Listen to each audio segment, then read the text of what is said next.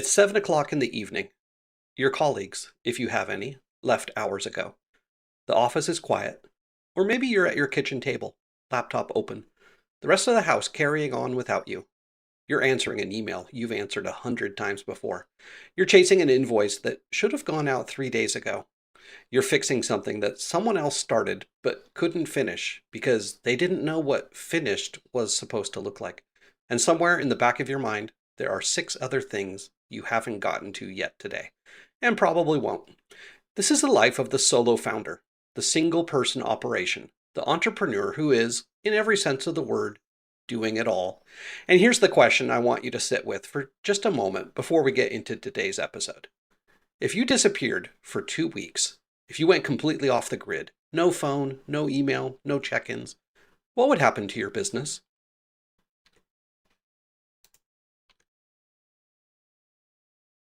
Would it run fine?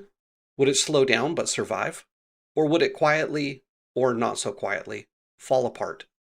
For most solo operators, the honest answer is the third one. And that's not a personal failure. That's a structural problem. And it's exactly what today's episode is about. Because today, we're not talking about a specific app. We're not talking about a particular tool or software or AI assistant. We're going to go one level deeper than that. We're going to talk about the thinking that makes every tool, every hire, and every automation actually work. It's called systems thinking. And once you see it, you genuinely cannot unsee it. By the end of this episode, you're going to understand why most automation attempts fail, even when people choose the right tool. You're going to understand why delegation so often goes wrong, even when you hire the right person. And you're going to understand the one mental shift that sits underneath all of it, and how to start making that shift this week with no software, no budget, and no technical background required. Let's get into it.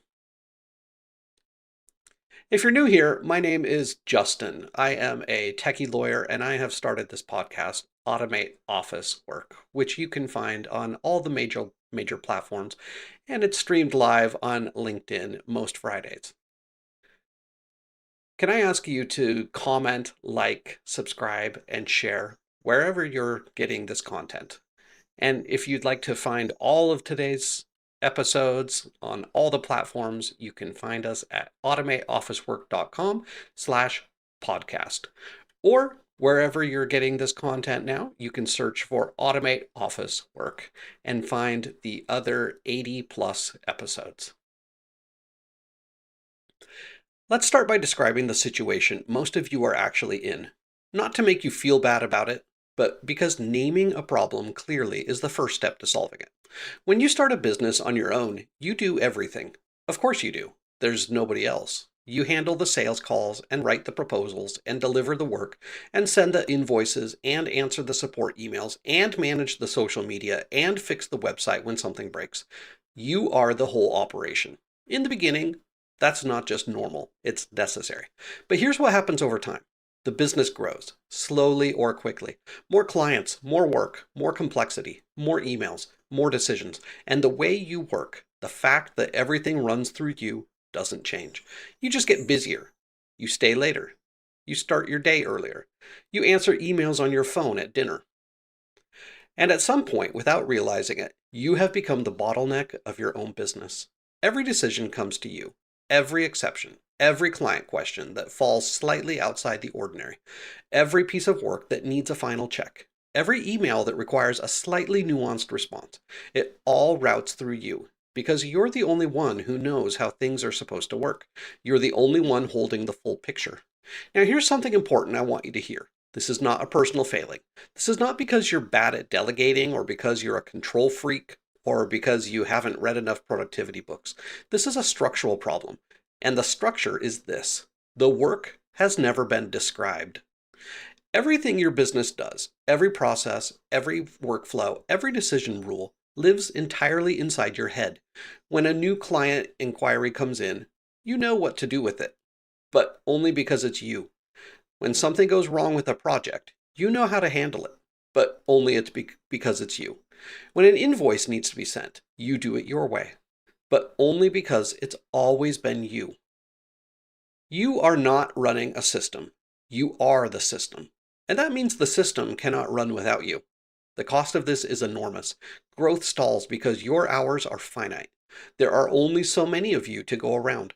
Quality becomes inconsistent because everything depends on your mood, your memory, your availability on a given day. You cannot take a proper holiday. You cannot get sick without things piling up. You cannot step back and work on the business rather than in it, because the business needs you to keep it alive on a daily basis. And perhaps most frustratingly, even if you do decide to bring someone in to help, it often doesn't work because there's nothing written down. There's nothing to hand them. You end up spending more time explaining things than the work would have taken, and you conclude that it's just faster to do it yourself. And so the bottleneck tightens. So what's the fix? It starts with a shift, not in your calendar, not in your software, in how you see your work. Systems thinking. It's one of those phrases that sounds like it belongs in a business school lecture or a management consultancy deck. So let me immediately strip away any of that weight and give you a version of it that is completely practical and immediately useful. First, let me tell you what it is not. It is not software. It is not automation. It is not a productivity method or a scheduling technique or a project management framework. All of these things can be expressions of systems thinking, but they are not the thing itself. Systems thinking is a way of seeing. Specifically, it means looking at your work not as a collection of individual tasks you have to get through each day, but as a set of repeating processes, each with an input, a series of steps, and an output. And the key word there is repeating. A system is something that happens more than once. Something goes in, something happens to it, something comes out, reliably, predictably, every single time. Let me give you some examples that have nothing to do with business first, because I think it makes the concept click faster. A traffic light. A traffic light is a system. Something goes in. The passage of time, or a sensor detecting a car, something happens. The logic of the light decides it's time to change. Something comes out. Traffic moves in a new direction. Nobody has to stand at the intersection and make a judgment call each time. The logic is baked in. The system runs itself. A recipe. A recipe is a system. The input is raw ingredients. The steps are the method. The output is a finished dish. And crucially, you don't have to be Gordon Ramsay for the recipe to work. A reasonably competent person who has never made that dish before can follow the recipe and produce a good result. Because the knowledge isn't locked in the chef's head. It's been externalized, written down, made transferable. The boarding process at an airport. The boarding process at an airport is a system. Hundreds of people, all trying to get onto a plane at the same time. Without a system, it would be chaos. With a system, zones, boarding groups, clear signage, staff at specific points, it flows. Not perfectly, but consistently. And the same system works whether it's Tuesday in Amsterdam or Friday in Singapore. Notice something about all three of these examples. None of them requires a brilliant person to be present for them to function. The traffic light doesn't need a genius traffic engineer standing there every morning. The recipe doesn't need the head chef hovering over your shoulder. The boarding process doesn't need the CEO of the airline personally directing passengers. They work because the logic has been built into the system itself. Now let's bring that back to your office work. Think about these three things. When a new client inquiry comes in, is there a system? Is there a clear set of steps that always happens in a predictable order, regardless of who's available? Or does it depend entirely on who happens to pick it up, and how busy they are, and whether they know what you'd want them to do? When you send an invoice, is there a process? Does it always go out at the same time, in the same format, triggered by the same event? Or do you do it slightly differently depending on the client? And sometimes it slips because you forgot. And occasionally you realize a week later it never went out at all. When someone asks you a common question, one you've answered 50 times, do you retype it each time? Does each version come out slightly differently? Or is there a system that handles it? If your honest answer to most of those is, it depends, or I just do it when I remember, or I handle each one differently, then what you have is not a system. What you have is tribal knowledge, knowledge that lives in your head and you carry with you everywhere, that cannot function without you, and that disappears the moment you step away. And here is the single most important reframe I want you to take from this episode. Write this down if you can. Stop asking yourself, how do I get this done? Start asking yourself, how should this always get done? The shift from the immediate to the repeatable, from the personal to the transferable, that is systems thinking. And everything else we're going to talk about today flows from it. All right, now we're getting into the practical backbone of this episode. And I want to spend some real time here because this is the model I want you to walk away with. It's simple, 3 layers. And once you see how they fit together, you'll start seeing them everywhere in your work. Every business system, whether it's simple or complex, whether it runs on software or on people, has 3 layers: the process, the rules, and the trigger. Let's go through each one. Layer 1 is the process. This is simply what needs to happen, step by step, from start to finish. Let's take a real example that almost every business has in some form: onboarding a new client. What are all the steps? Think about it. Maybe it starts with sending a welcome email. Then you create a folder for their files. Then you send a contract. Then you schedule a kickoff call. Then you set up their project in whatever tool you use. Then you introduce them to anyone else on your team who will be involved. That's 6 steps right there. And here's my question. Are all 6 of those written down somewhere? Or do they exist only in your head? Meaning you remember them when you do it yourself. But if you handed the task to someone else, they'd guess at what needed to happen and almost certainly miss something. The first act of systems thinking is to make the invisible visible, to take what is currently trapped in your head and put it somewhere that exists independently of you. Even a basic numbered list in a Google Doc is 1,000 times better than nothing. You are externalizing knowledge. You are building something that can run without you. Most founders have never done this. Not because they're lazy or disorganized, but because when you're the one doing everything, you never have a reason to write it down. You just do it. But that means you are perpetually building on a foundation that only you can see. Layer 2 is the rules. Now, steps alone are often not enough, because inside most processes, decisions get made. And when those decisions aren't written down, every exception escalates to you. Let me show you what I mean. Inside that client onboarding process, there might be a moment where you think, if the client is on the premium package, I send them a different welcome email, a more personalized one with a direct phone number.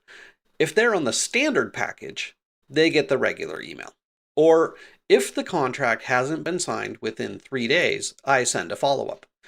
If it still hasn't been signed by day 7, I call them. Those are rules. They are the decision logic that lives inside the process. And right now, for most solo founders, those rules exist only in your head. You apply them automatically, without thinking, because you've done it so many times. But nobody else can apply them, because nobody else knows they exist. Rules are what allow someone other than you, or something other than you, to handle exceptions correctly. Without rules, every edge case, every slightly unusual situation, every decision that isn't routine gets escalated back to you, and you become the bottleneck again. When you sit down to document a process, go through each step and ask yourself, at this point, would different circumstances lead to different actions? If yes, write the rule. If X, do this. If Y, do that. Those rules are gold. They are the difference between a process that needs you and a process that doesn't. Layer 3 is the trigger. This is the one most people often forget. And it's arguably the most important, especially when it comes to automation. A trigger is simply what causes this process to begin. Is it a date? Is it a specific event?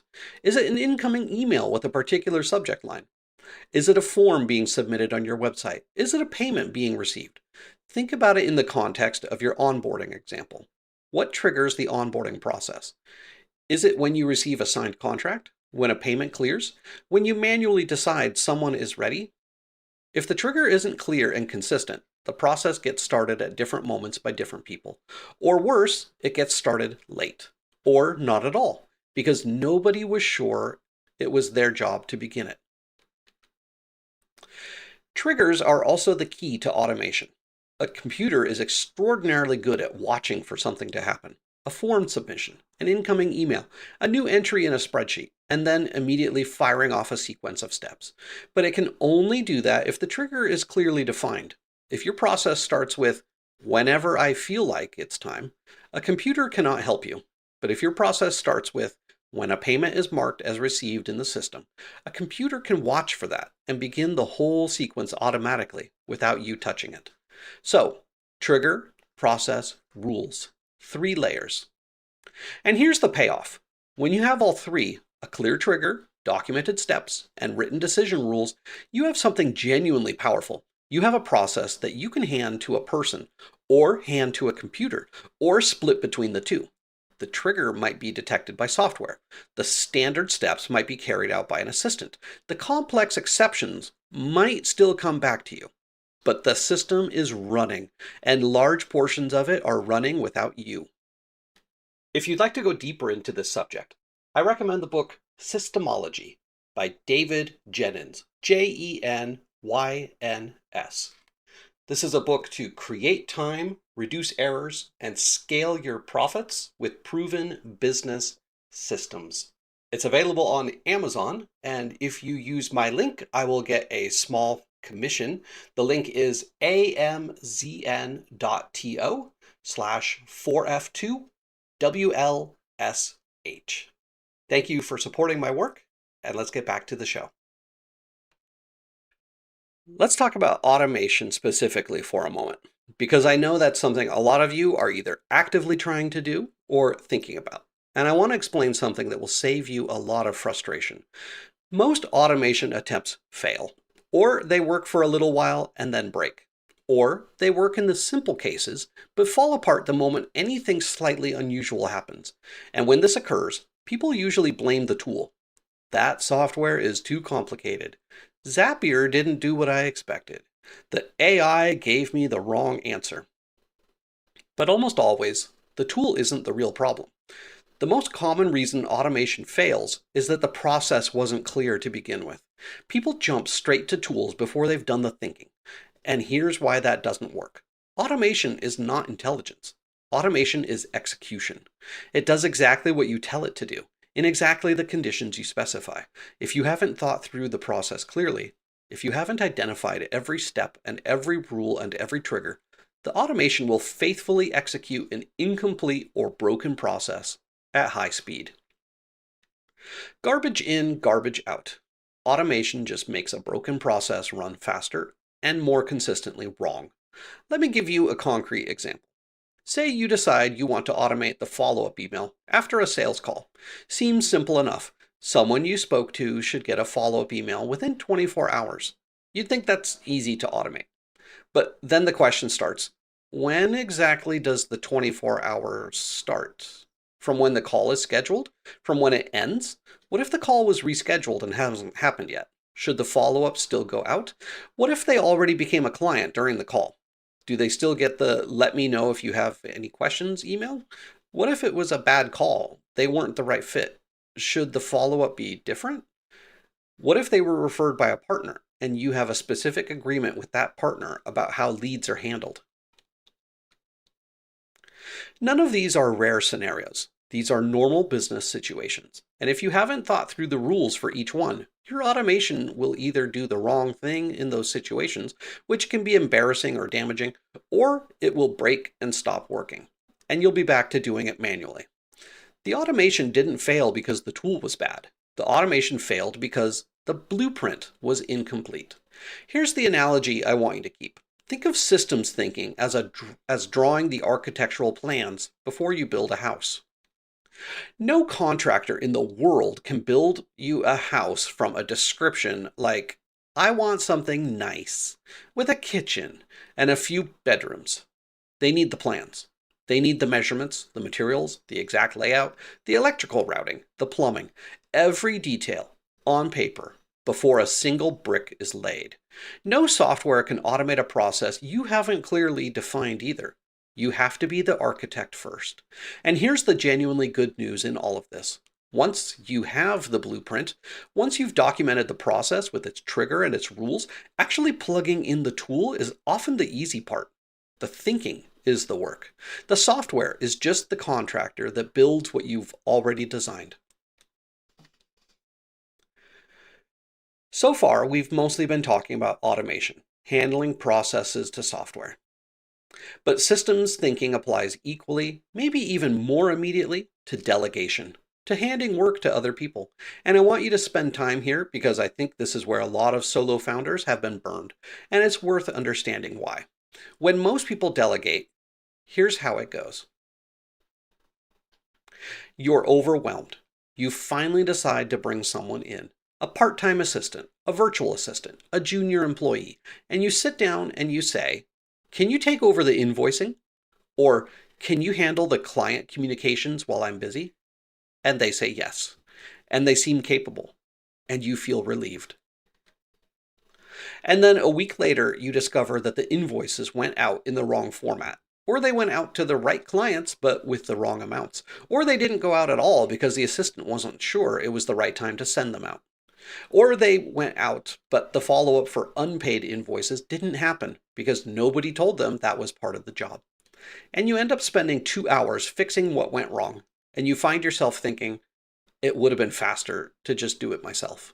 And you're right this time, but only because you didn't actually delegate. You abdicated. There's a difference. Delegation is handing someone a process they can run independently. Abdication is handing someone a task with no context and hoping for the best. Real delegation, the kind that actually frees up your time, requires 4 things. First, a documented process. The steps. What actually needs to happen in what order. Second, the embedded rules. So that when they hit a situation that isn't obvious, they can make the same decision you would make. Not because they read your mind, but because you wrote down the logic. Third, a clear trigger, so they know when to start. Not do the invoicing when you get a chance, but send the invoice within 24 hours of the project delivery being confirmed. And fourth, a defined output. What does done look like? What should exist at the end of this process that didn't exist before? An invoice marked as sent, a folder created, an email replied to and labeled. Without a definition of done, people work to different standards, and you get results you didn't ask for.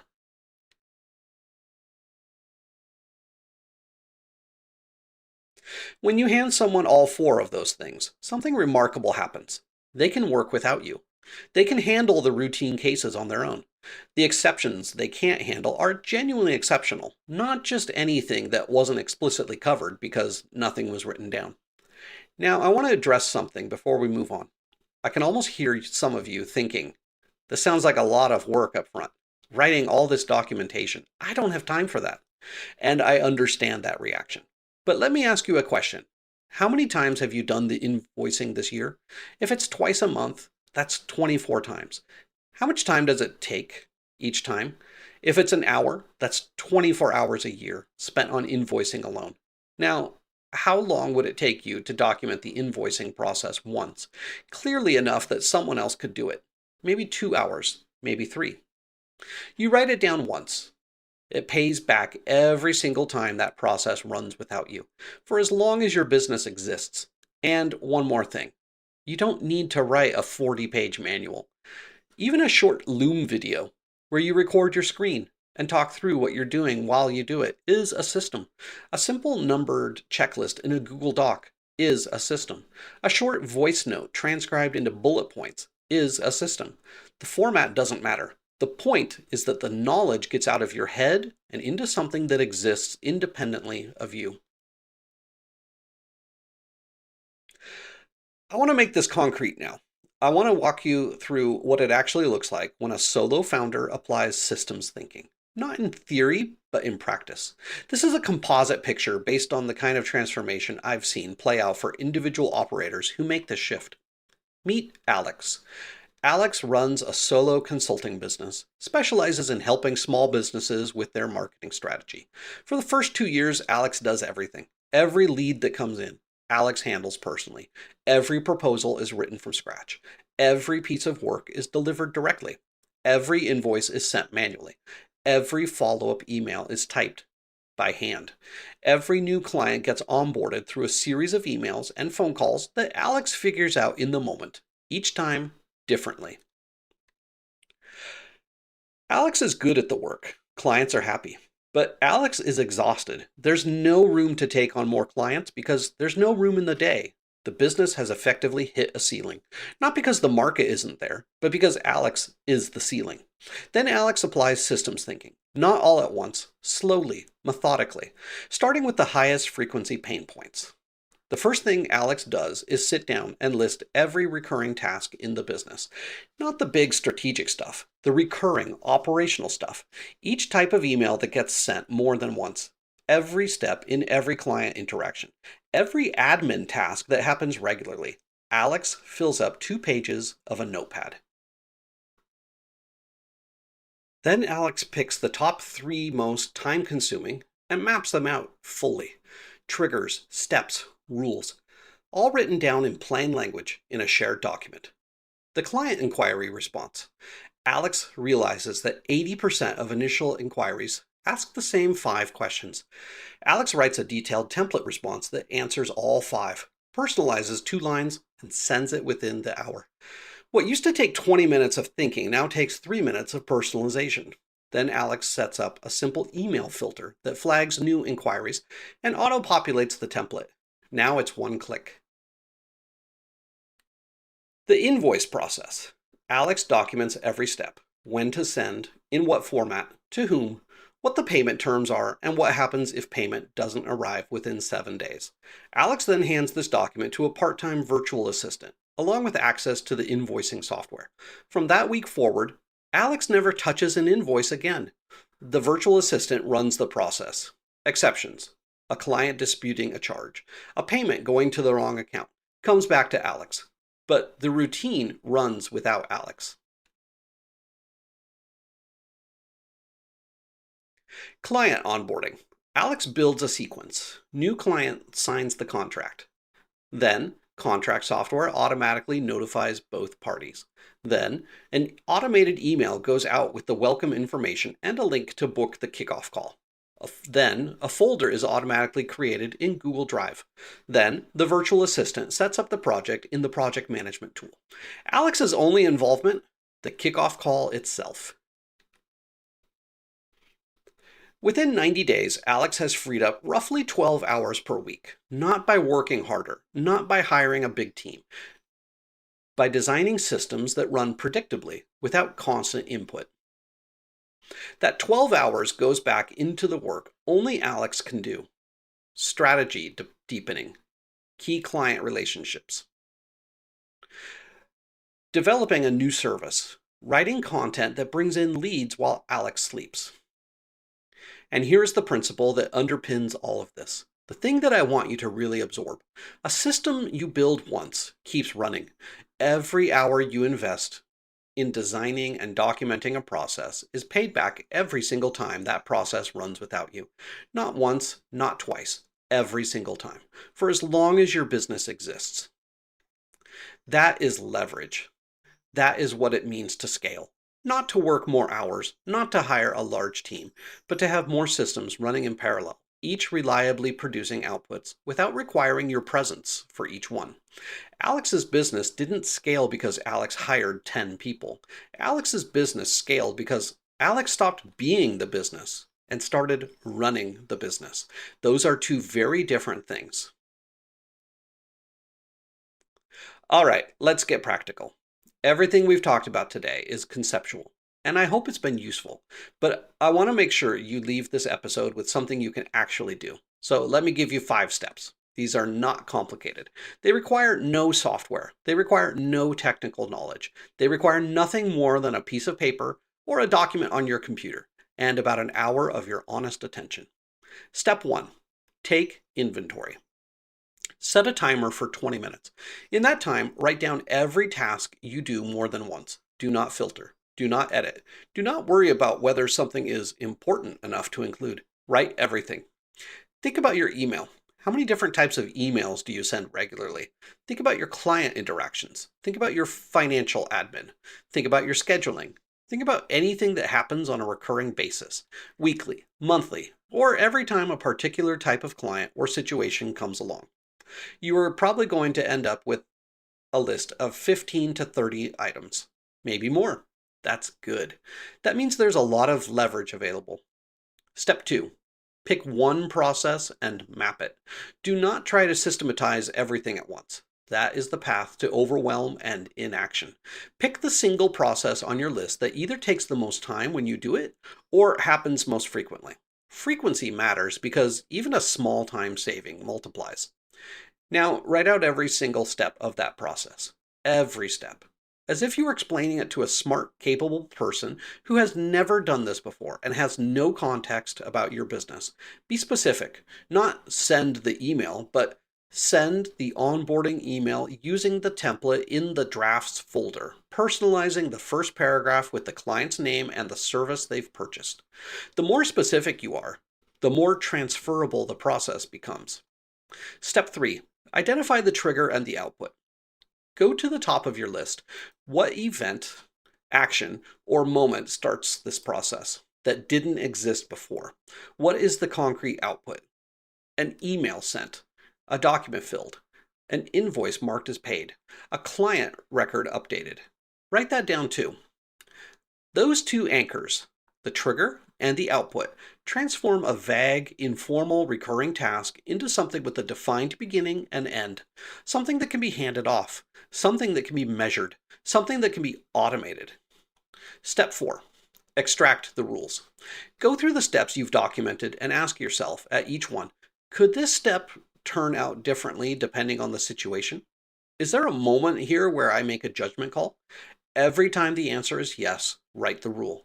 If the client is on the premium package, do this. If the payment is more than 7 days late, do that. If the inquiry comes in after 5 p.m. on a Friday, do this other thing. These rules are the decision logic that currently lives only in your head. Getting them out, even imperfectly, even as a rough first draft, means someone or something else can apply them. And that means this process can run without you, even in the non-standard cases. Step 5. Decide what to do with the process. Now that it's documented, you have 3 options. The first option, automate it. If the process is largely rule-based. If a computer could theoretically follow the steps and apply the rules without any genuine human judgment involved, then this process is a candidate for automation. We'll talk about specific tools in upcoming episodes. For now, just flag it as an automable and move on. The second option, delegate it. If the process needs a human, if it involves relationship building, nuanced communication, creative judgment, or anything that genuinely requires a person, then this is a candidate for delegation.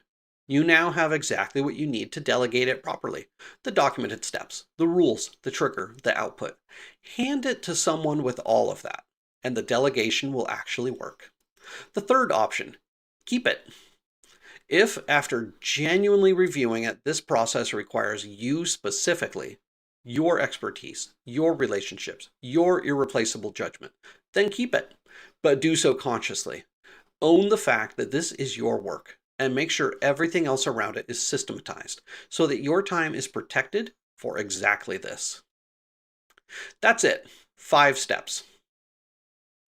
An inventory, a map, a trigger, an output, the rules, and a decision. You can do all of this with a pen and paper. You can do it in an afternoon. And the single process you document in that afternoon, if you then automate or delegate it, will pay you back in time for years. I want to take 60 seconds here for a short detour because there's a business example that I think illustrates all of this better than almost any other. And I promise it's not a cliche. McDonald's. Whether you eat there or not, whether you admire the company or not, there is something worth understanding about how that business was built.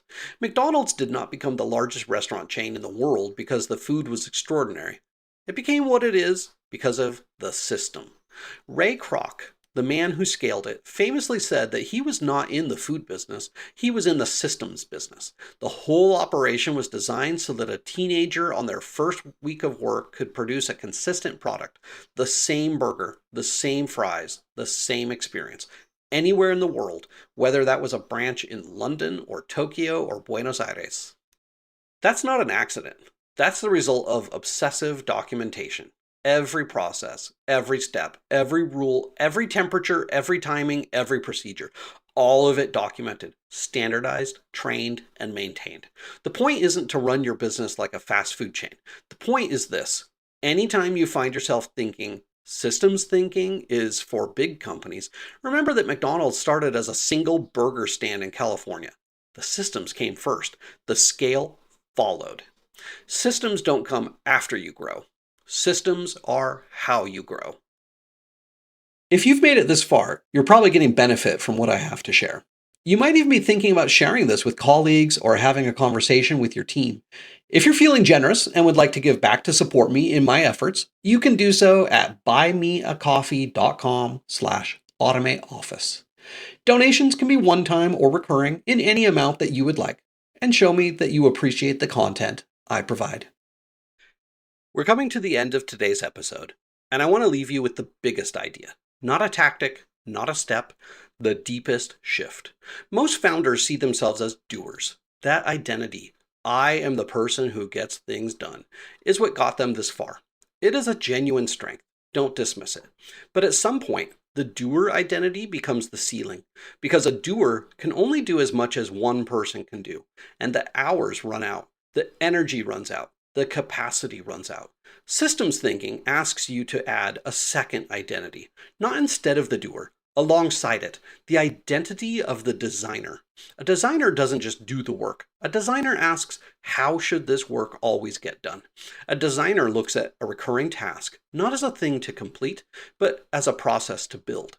A designer creates something that runs without them, so that their own time and attention can be pointed at the things that genuinely require them. Here's a way to think about it. Every system you build is an asset. It doesn't depreciate. It doesn't take days off. It doesn't have bad weeks. It runs in the background quietly, producing its output.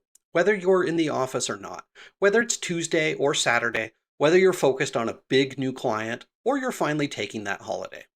The founder who builds systems is building a business. The founder who doesn't is building a job. A very demanding, very personal, very hard to escape job. And the beautiful thing, the thing that I hope is landing for you by now, is that you don't have to be technical to do this. You don't need to know how to code. You don't need to buy any software today. You just need to start looking at your work differently, through the lens of what repeats, what are the steps, what are the rules, what's the trigger, what's the output. Start there. Pick one process. Document it. Decide what to do with it. That's it. That's the beginning. Here is your challenge for this week. Pick one thing, just one, that you did 3 or more times in the last month. Write down the steps. Identify what starts it. Define what done looks like. Don't worry about making it perfect. Just get it out of your head. That's your first system, and it's the beginning of a very different kind of business. I'm your host, Justin, and this has been Systems Thinking, the secret to escaping the bottleneck. If you'd like, you can connect with me on LinkedIn. I am Justin Turman, Turman. You can also find me on my website, automateofficework.com. I have a book a call button for anyone who would like to connect with me. And I also offer consulting services. And please check out all the other episodes that have already been made. And until next time, I wish you happy automating.